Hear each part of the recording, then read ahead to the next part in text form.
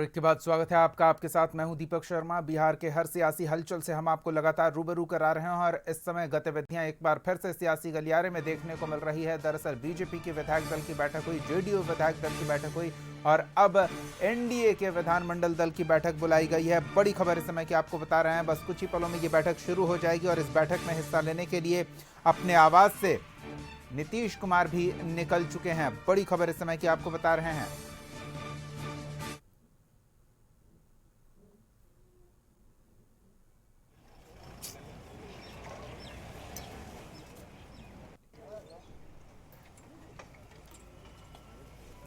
विधानसभा के central hall में यह बैठक होनी है और इस बैठक में शामिल होने के लिए सम्राट चौधरी, नीतीश कुमार, ललन सिंह सभी निकल चुके हैं। बड़ी खबर इस समय की आपको बता रहे हैं। ये एक्सक्लूसिव तस्वीरें आपको सबसे पहले कशिश न्यूज पर दिखा रहे हैं। ये एक अणे मार्ग से निकलती गाड़ियां जिसमें नीतीश कुमार हैं, उनके साथ ललन सिंह भी मौजूद हैं और पार्टी के अन्य विधायक भी इस बैठक में शामिल होने के लिए निकले हैं। बड़ी खबर इस समय की आपको बता रहे हैं। ये एक्सक्लूसिव तस्वीरें आपको दिखा रहे हैं। ये नीतीश कुमार का काफिला जो फिलहाल विधानमंडल के सेंट्रल हॉल की ओर बढ़ता हुआ, जहां एनडीए के सभी घटक दलों के नेताओं की बैठक बुलाई गई है। एनडीए विधानमंडल दल की बैठक में आगे की औपचारिकताएं पूरी की जाएंगी। सम्राट चौधरी जो बीजेपी विधायक दल के नेता चुने गए हैं, सीएम के तौर पर उनके नाम का प्रस्ताव आया है और उसे समर्थन किया है सभी नेताओं ने और अब वही प्रक्रिया एक बार फिर से दोहराई जाएगी एनडीए के घटक दलों के नेताओं की मौजूदगी में। मुख्य संवाददाता संजय हमारे साथ जुड़े हुए हैं, उनसे जानते हैं। संजय, सम्राट चौधरी को विधायक दल का नेता चुने जाने की औपचारिकता बीजेपी ने अपने पार्टी कार्यालय में पूरी की है। अब उसी तरह की औपचारिकता एनडीए के सहयोगी दलों के नेताओं की मौजूदगी में पूरी की जानी है। काफिला हम जाते देख रहे हैं, विधानमंडल के नेताओं का एक एक कर वो पहुंच रहे होंगे। क्या और ताजा जानकारी है आपके पास? बिल्कुल दीपक, देखिए बिहार विधानमंडल में जो वहां पर सेंट्रल हॉल है, वहां पर जेडीयू और बीजेपी के सभी विधायक पहुंच गए हैं और बैठक जो है अब बस थोड़ी देर पहले शुरू हुई है। मुख्यमंत्री नीतीश कुमार भी इस बैठक में शिरकत कर रहे हैं। बीजेपी के जो सेंट्रल ऑब्जर्वर हैं शिवराज सिंह चौहान, वो भी वहां मौजूद हैं और बस एक मुहर लगनी बाकी है नाम पर। सम्राट चौधरी चूंकि बीजेपी विधायक दल के नेता चुन लिए गए हैं तो उन्हें ही एनडीए विधायक दल का नेता चुना जाएगा, या पहले से तय है। और सबसे बड़ी बात यह है कि जो अब जानकारी आ रही है, सम्राट चौधरी एनडीए विधायक दल का नेता चुने जाने के बाद राजभवन पहुंचेंगे, लोक भवन पहुंचेंगे, जहां राज्यपाल से मिलकर सरकार बनाने का दावा वो पेश करेंगे। तो इसको लेकर फिर से एक बार लोक भवन के आसपास जो है चहल पहल बढ़ गई है। काफी संख्या में पुलिस कर्मियों की फिर से तैनाती कर दी गई है। यहाँ पर ट्रैफिक के जवानों की खास तौर पर तैनाती की गई है। कई मजिस्ट्रेट लगाए गए हैं और जो जानकारी मिल रही है तकरीबन 5:30 बजे का वक्त होगा या उससे थोड़ी देर पहले सम्राट चौधरी यहाँ पहुंचेंगे और लोक भवन में राज्यपाल से मिलेंगे और सरकार बनाने का दावा पेश करेंगे। तो कई महत्वपूर्ण घटनाक्रम जिसकी चर्चा हम लोग कल से ही कर रहे थे, आज एक एक करके सुबह में 11 बजे कैबिनेट की बैठक हुई। उसके बाद मुख्यमंत्री नीतीश कुमार ने इस्तीफा दिया, फिर बीजेपी में बैठक हुई, उसके बाद सम्राट चौधरी को विधायक दल का नेता चुना गया और अभी एनडीए विधायक दल की बैठक जो है सेंट्रल हॉल में चल रही है विधानसभा में, जहां सम्राट चौधरी के नाम पर एनडीए विधायक दल के नेता के तौर पर मुहर लगनी बाकी है। थोड़ी देर में वो जो प्रक्रिया है वो भी पूरी हो जाएगी और औपचारिकता पूरी करने के बाद सम्राट चौधरी लोक भवन पहुंचेंगे और सरकार बनाने का दावा पेश करेंगे। सबसे बड़ी खबर जेडीयू कोटे से है, जहां विजेंद्र चौधरी और इसके अलावा विजेंद्र यादव और विजय चौधरी, ये दो नाम हैं जो डिप्टी सीएम के तौर पर शपथ ले सकते हैं। सूत्र यही बता रहे हैं और ज्यादातर पुराने चेहरे होंगे एनडीए में। ये सबसे बड़ी खबर जेडीयू कोटे से है कि निशांत ने रजामंदी अपनी नहीं दिखाई है, वो तैयार नहीं है नई सरकार में शामिल होने के लिए। तो लिहाजा जो दो नाम है विजेंद्र यादव और विजय चौधरी, यही जेडीयू की तरफ से उप मुख्यमंत्री पद के उम्मीदवार होंगे। इस बात की जानकारी जेडीयू के विश्वस्त सूत्रों ने कशिश न्यूज को दी है। जी चलिए, स्थिति पर नजर बना रखें, हम फिर लौटेंगे आपके पास संजय। इन तमाम अपडेट्स के लिए धन्यवाद। ये एक्सक्लूसिव तस्वीरें हम आपको दिखा रहे हैं। नाम पर मुहर लगने के बाद जब सम्राट चौधरी बाहर आए तो कार्यकर्ताओं के हुजूम ने उन्हें रोक लिया और फिर सम्राट चौधरी अपने गाड़ी से बाहर निकले, कार्यकर्ताओं का अभिनंदन स्वीकार किया, उनका आशीर्वाद लिया और फिर आगे रवाना हो गए। सहयोगी सुष्मिता भी हलचल पर नजर बनाए हुए, तो एक बार हम सीधे उनका रुख करते हैं और उनसे जानते हैं क्या कुछ और ताज़ा जानकारी है आपके पास, सुष्मिता। बिल्कुल दीपक, सबसे पहले तो देखिए जो जिस चीज़ का इंतज़ार बीजेपी की तरफ से था वो इंतज़ार अब खत्म होने वाला है, क्योंकि बीजेपी के अब पहली बार वहाँ पर मुख्यमंत्री बनने वाले हैं, जिसका इंतज़ार बीजेपी के वो तमाम बड़े नेता हमारा चैनल लगातार जिक्र कर रहा था कि अगर रेस में कुछ नाम अगर आगे चल रहे हैं तो उनमें से सबसे पहला नाम सम्राट चौधरी का था। उस पर मुहर लग चुकी है। अब सम्राट चौधरी का राजनीतिक इतिहास कैसा रहा है, किस तरह से वो आगे काम को संभालते नजर आएंगे, क्योंकि नीतीश कुमार के कार्यकाल को आपने भी बेहद करीब से देखा। हमारी पूरी टीम यहाँ पर मौजूद थी। हमारे साथ विशेष संवाददाता संजय जुड़े हुए थे, संवाददाता अंकित जुड़े हुए थे, नीरज भी हमारे साथ जुड़े हुए हैं, हमारी सहयोगी रश्मि यहाँ से, ब्यूरो हेड अमित सिंह लगातार जुड़े हुए। मैं चाहूंगी कि हमारी पूरी टीम जो है वो एक बार यहाँ आए, ताकि हम सारे मिलकर एक बार एक वो निष्कर्ष निकाल सके कि किस तरह से अब तक राजनीतिक परिदृश्य रहा है। और मैं सबसे पहले सवाल जो है संजय जी आपसे लेना चाहूंगी कि जिम्मेदारी जो सौंपनी है वो सम्राट चौधरी का नाम है, कितनी बड़ी जिम्मेदारी होने वाली है, कितनी बखूबी से वो निभा पाएंगे, ये देखना आप सभी के लिए। एक बहुत बड़ी जिम्मेवारी है सम्राट चौधरी के ऊपर सुष्मिता। सबसे बड़ी बात है कि जो नीतीश कुमार ने लकीर खींची है उस लकीर के बराबर कम से कम सम्राट चौधरी जरूर एक्सपेक्ट करते हों कि हम जाएंगे। उसको पार कर पाना इतना आसान नहीं होगा बीजेपी के सीएम उम्मीदवार के लिए, और सम्राट चौधरी के नाम पर मुहर लग गई है। थोड़ी देर में वो यहाँ पर राजभवन आने वाले हैं। जो जानकारी मिल रही है 5:30 बजे का वो वक्त होगा जब सम्राट चौधरी लोक भवन पहुँचेंगे और राज्यपाल के सामने सरकार बनाने का दावा पेश करेंगे, क्योंकि सीएम नीतीश कुमार भी अभी थोड़ी देर पहले जो विधानसभा का सेंट्रल हॉल है वहाँ पर पहुँच गए हैं। जो बैठक है वो शुरू हो गई है।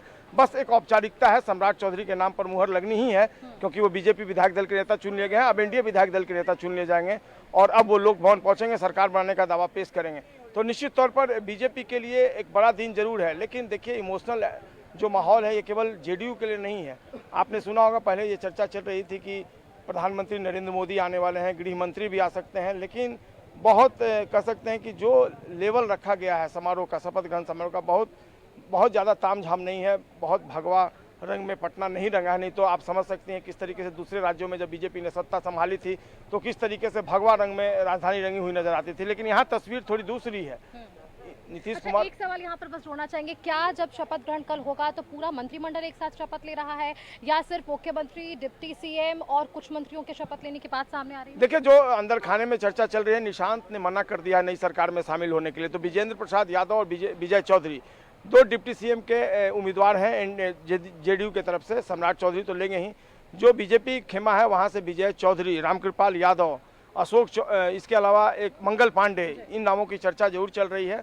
अंतिम कल 11 बजे से जब शुरू होगा शपथ ग्रहण समारोह तो एक एक करके सारे नाम भी आ जाएंगे, लेकिन जो बाकी 11 पार्टियां हैं उनसे भी। तो सम्राट चौधरी ने तो जिस जिम्मेदारी की बात आप और हम कह रहे हैं उसके लिए धन्यवाद भी कर दिया, एक पोस्ट भी सामने आया उनका। क्लियर है अब कहाँ, अब तो बस कल 11 बजे दिन का इंतजार कीजिए, जब यही लोक भवन है जहाँ पीछे में जर्मन हॉल है, वहीं पर 1000 लोगों के बैठने की व्यवस्था की गई है जहां शपथ ग्रहण समारोह होगा। जी अंकित भी हमारे साथ जुड़े हुए। अंकित एक बार आप आइए और अब बताइए कि किस तरह से यहाँ पर जो हमने तमाम हलचलें देखी थी, निष्कर्ष यही निकला, सम्राट चौधरी वो नाम निकले जिनका सभी इंतजार कर रहे थे। एक बड़ी जिम्मेदारी उनके कंधों पर जरूर रहने वाली है, वो जिम्मेदारी वो कैसे निभाएंगे, क्योंकि एक बड़ी उम्मीद नीतीश कुमार से थी, एनडीए से थी, या बिहार की जनता को क्या उस उम्मीदों पर कितना काम हो पाएगा? जी बिल्कुल, देखिए सुष्मिता, जिस तरह से नाम का चर्चा जो सम्राट चौधरी का सबसे पहला नाम आ रहा था, तो कहीं ना कहीं नाम जो है वो तय माना जा रहा था। आपको एक चीज़ याद होगा सुष्मिता, जब विधानसभा का चुनाव हुआ तो विधानसभा चुनाव के बाद उन्हें गृह मंत्रालय मिला, तो कहीं ना कहीं देखा जाए तो बैक टू बैक उनके फेवर में काम होता गया। सबसे पहले गृह मंत्रालय उनके पास गया, जो कि शुरू से नीतीश कुमार के ही पक्ष में, नीतीश कुमार के ही पास ही रहा। गृह मंत्रालय, सबसे पहले गृह मंत्रालय मिलता है, फिर उसके बाद अब उनको बड़ी जिम्मेदारी जो है वो पूरे बिहार के मुख्यमंत्री बने हैं। तो मुख्यमंत्री बनने के बाद कहीं ना कहीं उनके कंधे पे जो जिम्मेदारियां हैं वो काफ़ी बढ़ चुकी है। और ये नेतृत्व जो है नीतीश कुमार के ही नेतृत्व में जो सरकार है वो बना चलेगा। हालांकि जो दावा किया जा रहा था लगातार कि ये होंगे वो होंगे, अब जो मुहर है वो साफ तौर पे लग चुका है कि सम्राट चौधरी बनेंगे। बस इंतजार है, कल सुबह 11 बजे लोक भवन पहुंचेंगे, वहां पे शपथ ग्रहण समारोह का आयोजन रखा गया, वहां शपथ लेंगे और उसके बाद जो आगे का कार्य है वो करेंगे। बिल्कुल अंकित, हमारे साथ ब्यूरो हेड अमित सिंह जुड़ गए। अमित जी, तमाम सवालों की मैं जवाब लूं, लेकिन उससे पहले एक बार चाहूंगी कि शॉर्ट में जल्दी से बता दीजिए हमारे दर्शकों को कि आज दिन भर भर क्या कुछ रहा और इसके बाद आगे क्या कुछ घटनाक्रम होने वाला है? देखिए, सुबह से जो चहलकदमी थी, मुख्यमंत्री आवास पे हम लोग मौजूद हैं और नीतीश कुमार ने इस्तीफा दिया और जिसका ये था कि पहले था कि 12 बजे के पहले होगा, लेकिन 3:20 के आसपास नीतीश कुमार जब यहाँ पहुँचे तो साथ में उनकी गाड़ी पे सम्राट चौधरी थे और ये पहला मौका था जिसका हम लोग जिक्र कर रहे थे कि नीतीश कुमार जब यहाँ से इस्तीफा देकर दोबारा शपथ लिया करते थे, लेकिन अगले दिन शपथ लेने वाला कोई और व्यक्ति है, वो है सम्राट चौधरी, जो गाड़ी में बैठकर यहाँ से गए। अब जो है मुख्यमंत्री नीतीश कुमार यहाँ से निकल चुके हैं मुख्यमंत्री आवास से, वो सीधे एनडीए विधान दल की बैठक में जो है वो शामिल हो गए हैं और वो आपको विधानसभा में जो सेंट्रल हॉल में मीटिंग शुरू हो गई है, ये जानकारी है। और वहाँ पे सम्राट चौधरी मौजूद है। सम्राट चौधरी को नेता चुन लिया गया है, विधायक दल का नेता, मुख्यमंत्री होंगे। कल 11 बजे वो शपथ लेंगे, ये तत्काल ये जानकारी है। लेकिन आज जो वहाँ बैठक चल रही है विधानमंडल दल की, जो दोनों सदनों का नेता चुना जाएगा, जो एक प्रक्रिया है, लेकिन ये तय हो गया है सुष्मिता कि अब सम्राट चौधरी यानी नीतीश कुमार की विरासत जो है अब सम्राट चौधरी निभाएंगे। और एक बड़ी बात यही है कि नीतीश कुमार ने जो एक लकीर खींची है पिछले 20 सालों में, 2 दशकों में, वहाँ एक बड़ी यूएसपी है कि बिहार को विकास के रास्ते पर अगर नीतीश कुमार लेके गए हैं, जिसकी चर्चा पूरे देश और दुनिया में होती है, तो सम्राट चौधरी के लिए एक बड़ी चुनौती ये भी होगी कि नीतीश कुमार की इस खींची हुई लकीर को पार करना तो दूर, उनको बराबर रखना वो एक बड़ी चुनौती होगी, क्योंकि बिहार की जनता के अंदर इस बात को लेकर लोग बहुत मायूस है। अच्छा, यहाँ पे एक सवाल बस हम जोड़ना चाहेंगे कि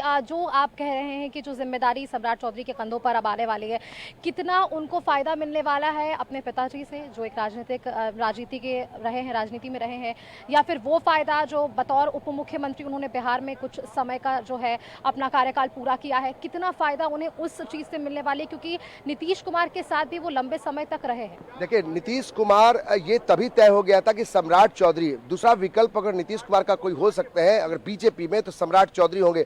इसलिए क्योंकि जब गृह विभाग की बात आई थी कि भाई मुख्यमंत्री नीतीश कुमार के पास पिछले 2 दशकों में गृह विभाग था, यानी सबसे महत्वपूर्ण जो विभाग था वो नीतीश कुमार के पास था, वो विभाग जब आज से कुछ महीनों पहले सम्राट चौधरी को दिया गया था, तभी इस बात की जानकारी मतलब ये राजनीतिक हलकों में चलने लगी थी कि भाई क्या अब सम्राट चौधरी विरासत संभालेंगे, उत्तराधिकारी क्या नई विरासत के सम्राट चौधरी होंगे।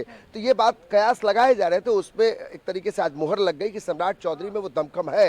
देखिए, सुशील कुमार मोदी के का जो एक दमखम हुआ करता था, सुशील कुमार मोदी का, वो एक बहुत वोकल चेहरा थे। सुशील कुमार मोदी के पास एक बीजेपी का, बिहार बीजेपी इकाई के सबसे बड़े चेहरे थे। उनके जाने के बाद बीजेपी में कई कद्दावर नेता हुए, लेकिन जो सम्राट चौधरी, भले वो दूसरे खेमे से आए, वो आरजेडी में रहे, जेडीयू में रहे, लेकिन बीजेपी में उनकी संघ में कोई उनकी भूमिका नहीं रही। लेकिन सम्राट चौधरी लालू यादव, लालू परिवार पर जिस तरीके से वोकल जो बोलते थे, हमलावर होते थे, तो एक छवि थी कि सम्राट चौधरी में एक बॉडी लैंग्वेज है जो नेतृत्व की संभालने की एक छवि है। और जिस तरीके से सम्राट चौधरी बतौर डिप्टी सीएम उन्होंने संभाला, उसके बाद गृह विभाग उनको मिला, उनको बुलडोजर मैन की तरह लोग जानने लगे, तो ये चीजें हैं वो सम्राट चौधरी को अलग रखता है। और मुख्यमंत्री नीतीश कुमार की भूमिका जो है कि उनकी वो पसंद भी बने। अब मुख्यमंत्री की तो बात हमने की, एक आखिरी सवाल आपसे लेना चाहूंगे अमित जी।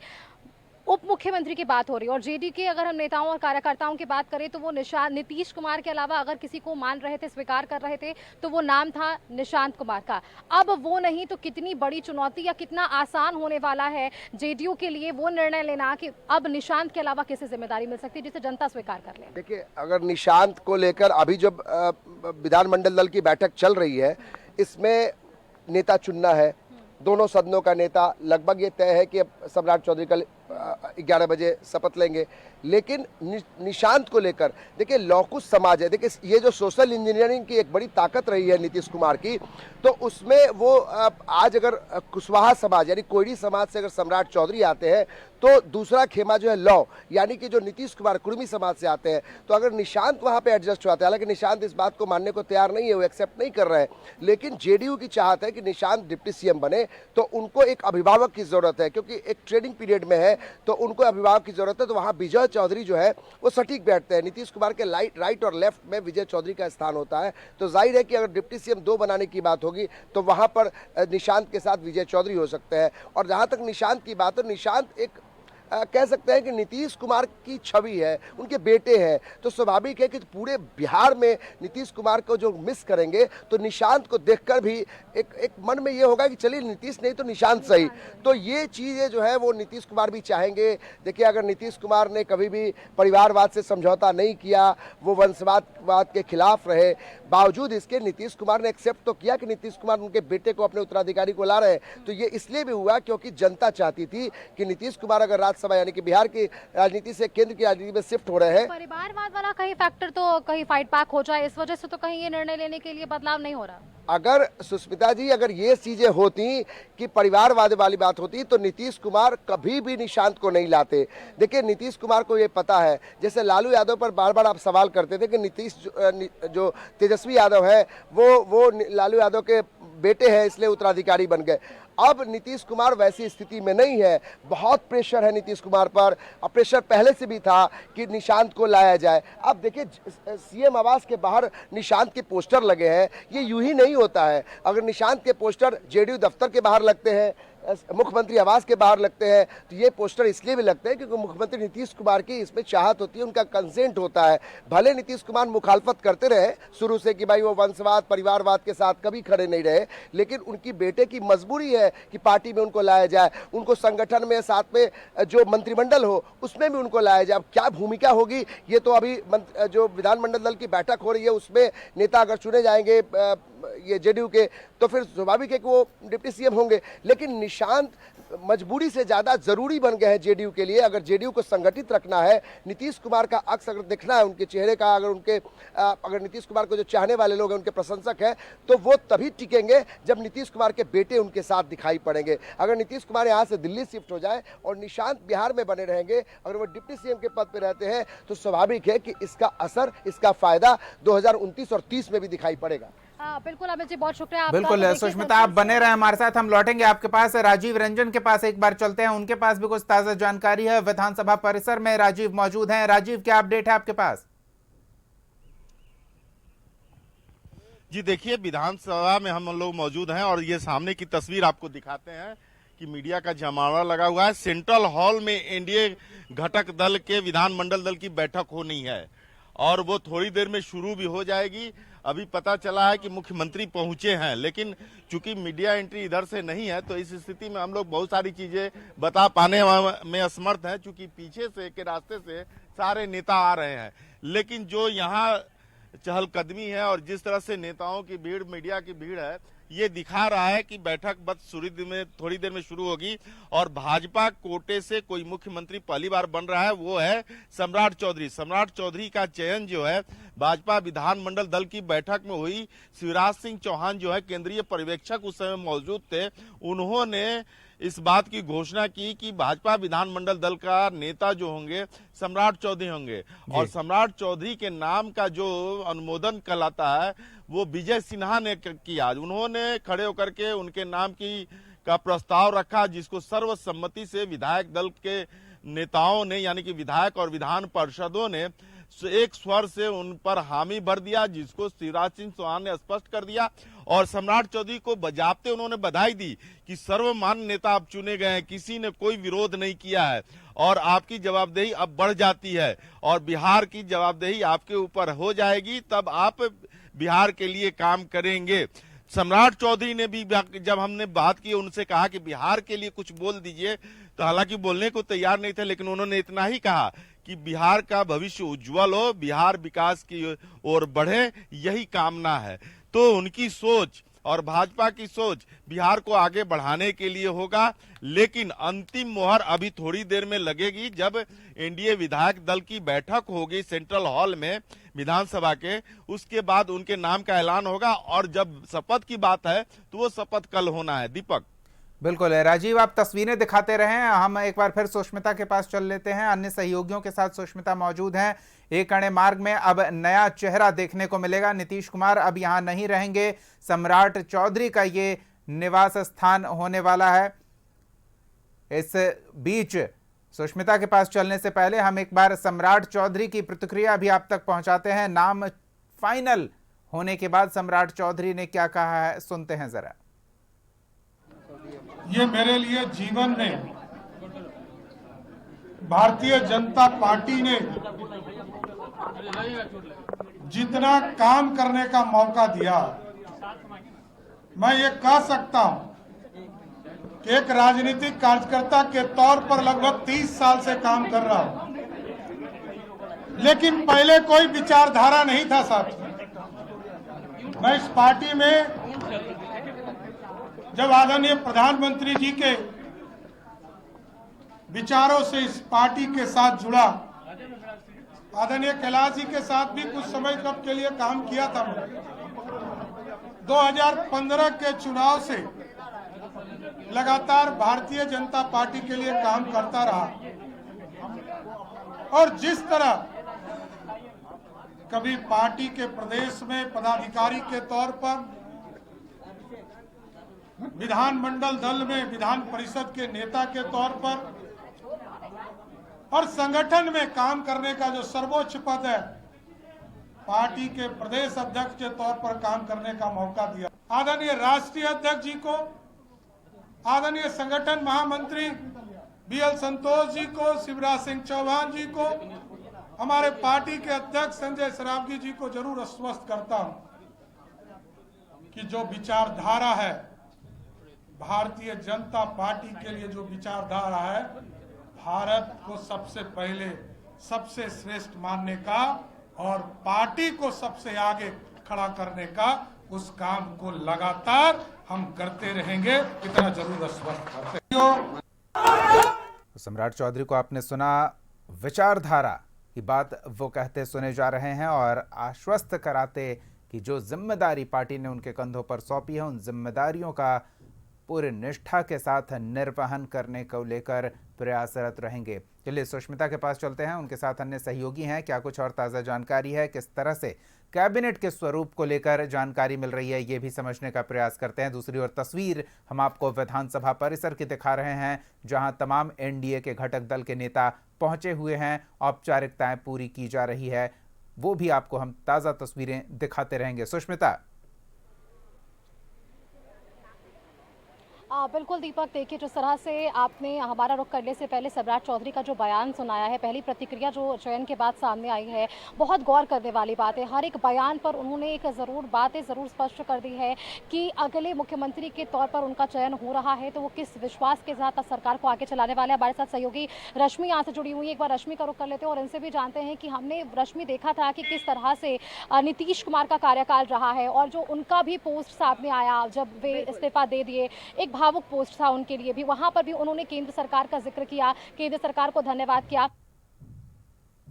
उन्होंने भी कहा है कि बीजेपी में बतौर वे कार्यकर्ता 30 वर्षों तक काम कर रहे थे, लेकिन उन्हें उम्मीद नहीं थी कि इतनी बड़ी जिम्मेदारी मिलने वाली है। बिल्कुल उम्मीद नहीं थी कि जिम्मेदारी इतनी बड़ी होगी, लेकिन जिस बात की चर्चा हम कर रहे हैं नीतीश कुमार के पोस्ट का, देखिए मुख्यमंत्री ने साफ कहा है कि 2005 से जब से एनडीए की सरकार बनी तभी से बिहार में हर वर्ग और हर क्षेत्र के लिए काम हुआ है। चाहे वो सुष्मिता, देखिए उन्होंने ये भी स्पष्ट और तौर पर खुलकर बताया कि चाहे वो हिंदू हो, मुस्लिम हो, पिछड़ा वर्ग हो, अति पिछड़ा वर्ग हो, हर वर्ग और हर क्षेत्र के लिए उन्होंने काम किया है और बिहार एक नए पैमाने पर अपना नाम कमाया भी है, बनाया भी है। और यही उम्मीद अपने इस पोस्ट में नीतीश कुमार ने जताई है कि आगे भी निरंतर इसी तरह से एनडीए के देख रेख में बिहार के लिए काम होता रहेगा। 25 से 30 सात निश्चय पार्ट 3 जिस संकल्प के साथ इसकी शुरुआत हुई, क्योंकि इससे पहले 2 बार यानी सात निश्चय पार्ट 1 पार्ट 2 की अगर हम बात करें तो ये सफल रहा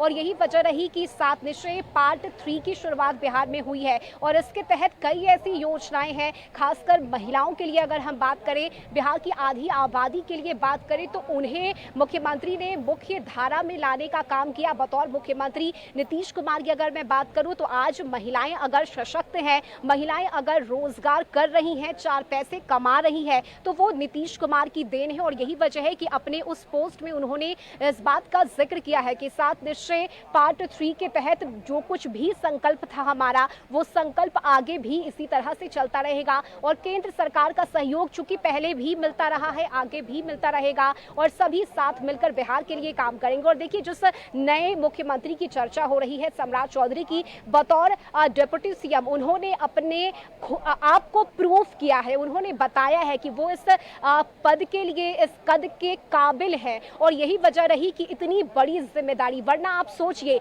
कि पहला मौका था बीजेपी के लिए जब सीएम फेस को प्रेजेंट किया जाना है, लेकिन उस पहली मौके के तौर पर, यानी आगे जब याद रखा जाएगा कि बिहार में बीजेपी का पहला सीएम कौन है, तो सम्राट चौधरी का नाम सामने आएगा। अब जरा सोचिए, इतनी बड़ी जिम्मेदारी अगर किसी कंधे पर सौंपी जाती है तो वो कंधा कितना मजबूत होगा। और ये इस बात से समझा जा सकता है कि तमाम आला कमान की अगर मैं बात करूं, केंद्र सरकार की बात करूं, तो इसके लिए पिछले कई महीनों से तैयारियां चल रही थी, बातचीत हो रही थी, पूरी जो पटकथा है वो लिखी जा चुकी थी, जिसे अब जाकर धरातल पर उतारा गया है। और ये भावुक कर देने वाला पल जिसकी गवाह आप भी बनी सुष्मिता, और हमने देखा जब नीतीश कुमार लोक भवन पहुंचे, राज्यपाल को उन्होंने अपना इस्तीफा सौंपा, वहां से निकलने के बाद उन्होंने हाथ जोड़कर अभिवादन भी दिया है और ये बताया है, जताया, हालांकि भावुक वो जरूर नजर आए और हो भी क्यों ना, सुशासन बाबू जिसने बिहार का कायाकल्प किया हो, जिसने बिहार की तस्वीर बदल कर रख दी हो,